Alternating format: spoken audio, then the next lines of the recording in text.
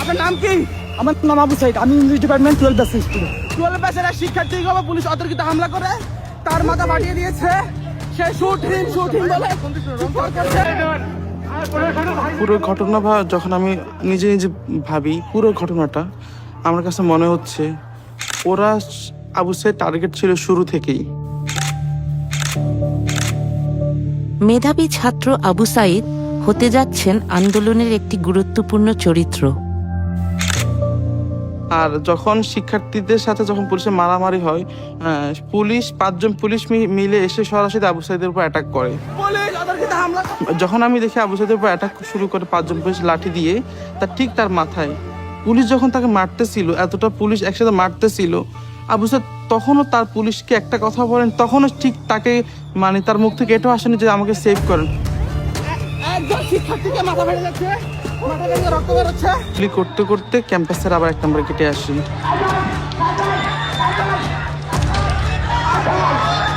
ঠিক সেই মুহূর্তে যখন শিক্ষার্থীরা চলে যাচ্ছিল পুলিশের বাধার মুখে পড়ে, আবু সাইদ তাদেরকে ক্যাম্পাসের 1 নম্বর গেটে অবস্থান নেওয়ার জন্য দেয়। প্রথম গুলিটা লাগে তার পেটে। ঠিক সেই মুহূর্তে একজন পুলিশ ঠিক তার খুব কাছে এসে ঠিক তার বুক বরাবর গুলি করে।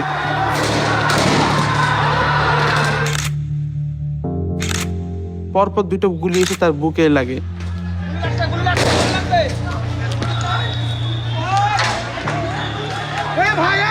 বারবাজারের শিক্ষার্থী গুলিবিদ্ধ হয়ে লুটিয়ে পড়েছে।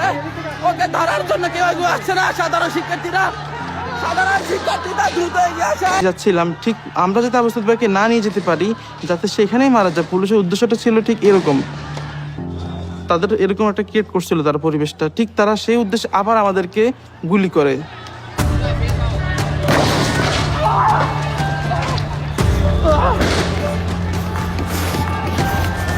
আমার গায়ে গুলি পড়েছে, আমার গায়ে গুলি পড়েছে।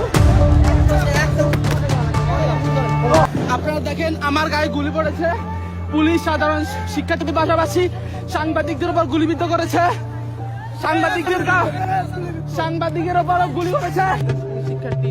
সাইদের মৃত্যু হয়েছে মাল্টিপল প্লেট ইনজুরিতে এবং ইন্টারনাল হেমোরেজের ফলে তার মৃত্যু হয়েছে। শর্টগান ইনজুরিতে, শর্টগানের গুলিতে, এবং এটা হোমিসাইডাল। এটাই যদি ডাক্তারের চূড়ান্ত সিদ্ধান্ত হতো, তাহলে শেখ হাসিনার আসলে রিপোর্ট আমাকে 5 বার লিখতে হয়েছে। রিপোর্ট আমি প্রতিবার রিপোর্ট লিখি, জমা দিতে যাই, পুলিশের মনোপুত হয় না।